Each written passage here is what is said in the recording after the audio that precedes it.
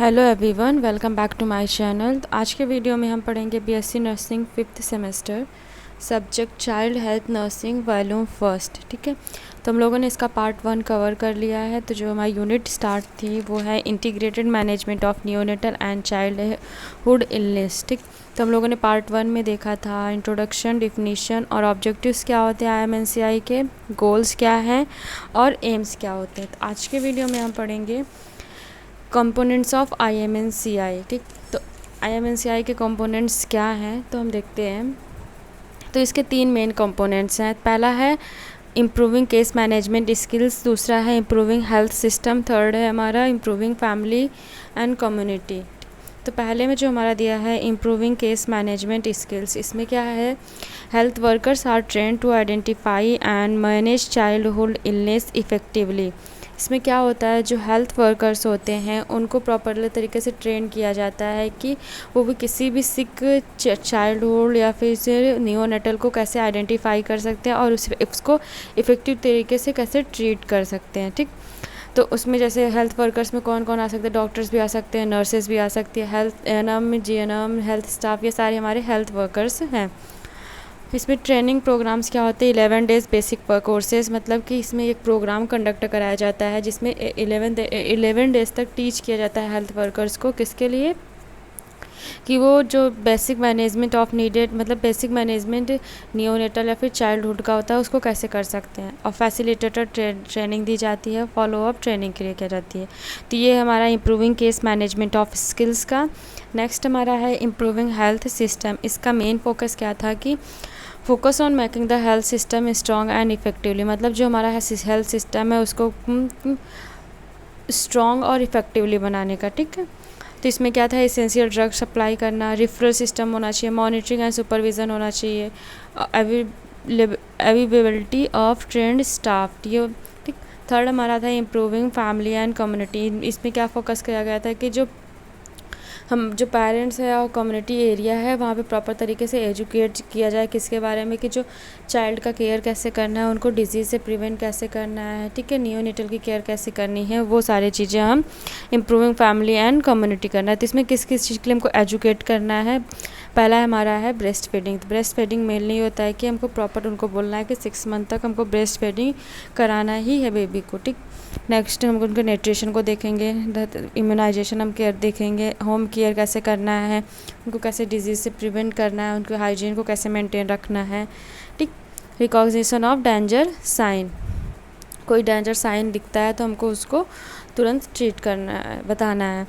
तो इसमें क्या था main, IMNCI does not focus only on treatment. जो हमारी IMNCI है वो सिर्फ ट्रीटमेंट पे फोकस नहीं करती, it improve health workers, health facilities and family practice together for complete child care. मतलब कि ये इम्प्रूव करती है हेल्थ वर्कर्स को, और जो हेल्थ फैसिलिटीज़ दी जाती है, फिर जो फैमिली प्रैक्टिस होती है कि वो प्रॉपर तरीके से या फिर कम्प्लीटली चाइल्ड की केयर, नियोनेटल की केयर कैसे कर सकते हैं। ठीक, तो ये हमारे थे components.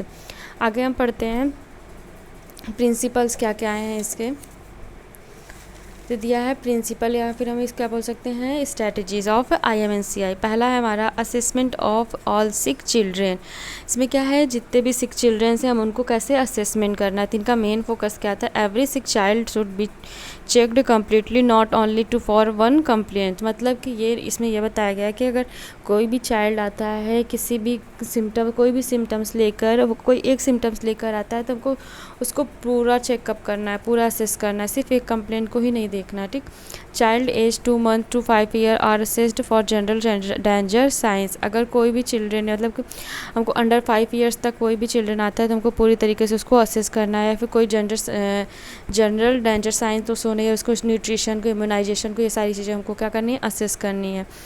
Young infants birth to 2 months are checked for severe bacterial infection and jaundice. मतलब जो 2 मंथ तक बेबी हैं उनको भी हमको प्रॉपर तरीके से चेक करना है कि उनको कोई बैक्टीरियल इन्फेक्शन या फिर कोई जॉइंडिस कंडीशन ऐसे तो सो नहीं हो रहा है।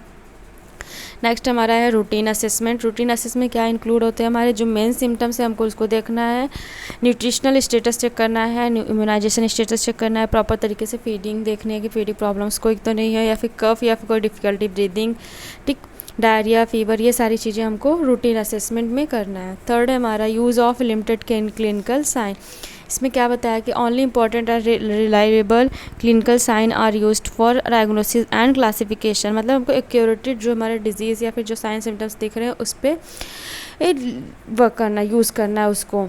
फोर्थ हमारा क्या है, क्लासिफिकेशन इंस्टीड ऑफ डायग्नोसिस। इसमें क्या है, children are classified according to severity, मतलब क्या है, जो चाइल्ड है या फिर जो नियोनेटल है, चाइल्डहुड बेबी है अंडर 5 ईयर्स में, उनको सीवियरिटी के अकॉर्डिंग हमको उनको ट्रीट करना है कि यूज़ करना है कलर कोडिंग का। ठीक है, कलर कोडिंग में हम लोगों ने पढ़ा है, जैसे पिंक है, पिंक में मतलब अर्जेंट रिफरल हो सकता है, येलो में मतलब ट्रीटमेंट और हेल्दी फैसिलिटी उनको तुरंत प्रोवाइड करनी है। थर्ड क्या है, ग्रीन में होम केयर, मतलब उनको जो डायग्नोसिस करनी है चाइल्ड होल्ड की, वो किसके हिसाब से होना चाहिए, कलर कोडिंग के हिसाब से। ठीक, नेक्स्ट हमारा यूज़ है फिफ्थ हमारा यूज़ ऑफ इसेंशियल ड्रग्स। क्या है, limited essential medicine are used rationally, मतलब इनको लिमिटेड मेडिसिन को यूज़ करना है। सिक्स है हमारा काउंसलिंग ऑफ केयर टेकर, मतलब कि हमको जो पेरेंट्स हैं, जो मदर्स को एजुकेट, जो बेबी को केयर प्रोवाइड कर रहा है, हमको उनको प्रॉपर तरीके से एजुकेट करना है कि कैसे बेबी की केयर करनी है घर पर। किसके लिए बोलना है, हमको प्रॉपर फीडिंग के लिए बोलना है। गिविंग फ्लूइड्स, मतलब कि उनको प्रॉपर हाइड्रेट रखना है। ठीक है, फ्लूइड्स के लिए बोलेंगे। होम टू केयर, मतलब हाइजीनिक और उनको कैसे केयर करना है हमको वो बताना है। When to return to hospital, ठीक है, ये हमारे काउंसलिंग करना है। किसको करना है, जो केयर टेकर है, चाहे वो मदर्स होती, फैमिली मेम्बर्स होते हैं, उनको पूरे सबको ट्रीट करना है, बताना है, एजुकेट करना है कि कैसे बेबी की केयर हम घर पर कर सकते हैं। नेक्स्ट दिया है बेसिस ऑफ IMNCI गाइडलाइंस। क्या क्या गाइडलाइंस है IMNCI के, पहला है एविडेंस बेस्ड अप्रोच, मतलब कि जो भी हम प्रैक्टिस या फिर जो भी सारी चीज़ें हम यूज़ करते हैं वो कैसे होना चाहिए, एविडेंस बेस्ड पे होना चाहिए। Guidelines are based on scientific research and clinical evidence, मतलब जो भी हम चीज़ें यूज़ कर रहे हैं, जो भी गाइडलाइन यूज़ कर रहे हैं वो किस पे होना चाहिए, साइंटिफिक रिसर्च या फिर क्लिनिकल एविडेंस पे होना चाहिए। नेक्स्ट है syndrome approach. Management is based on symptoms and clinical science rather than laboratory diagnosis. ठीक है, प्रॉपर तरीके से हमको उसको क्या, सिम्टम्स मैनेजमेंट बेस, किसके सिम्टम्स के बेस्ड पे या क्लिनिकल साइंस जो दिया है उस पर हमको सिंड्रोम उसको करना है। Next cost effective operation, useful in low resources setting where laboratory facility are limited. क्या है, कॉस्ट इफेक्टिव मतलब लो रिसोर्सेज में होना चाहिए, वो सारी चीज़ें हमारा क्या है। तो हम लोगों ने ये प्रिंसिपल्स पढ़े। क्या क्या प्रिंसिपल्स थे हमारे, प्रिंसिपल हमारा था पहला असेसमेंट ऑफ सिक चिल्ड्रेन, दूसरा था रूटीन असेसमेंट करना है, थर्ड था use of limited clinical sign और classification institute of diagnosis, fifth है यूज़ ऑफ इसेंशियल ड्रग्स, उसके बाद है काउंसलिंग ऑफ केयर टेकर, और फिर उसके बाद हम लोगों ने पढ़ा बेसिस ऑफ IMNCI गाइडलाइंस। ठीक, गाइडलाइंस में 3 थे कि हमको जो भी सारी चीज़ यूज़ करनी है वो कैसे रहना चाहिए, एविडेंस बेस्ड पे होना चाहिए, सिंड्रोम अप्रोच होना चाहिए और कॉस्ट इफेक्टिव अप्रोच होना चाहिए। ठीक है, अगर वीडियो हेल्पफुल लगी हो तो चैनल को लाइक, शेयर और सब्सक्राइब जरूर करें। Thank you.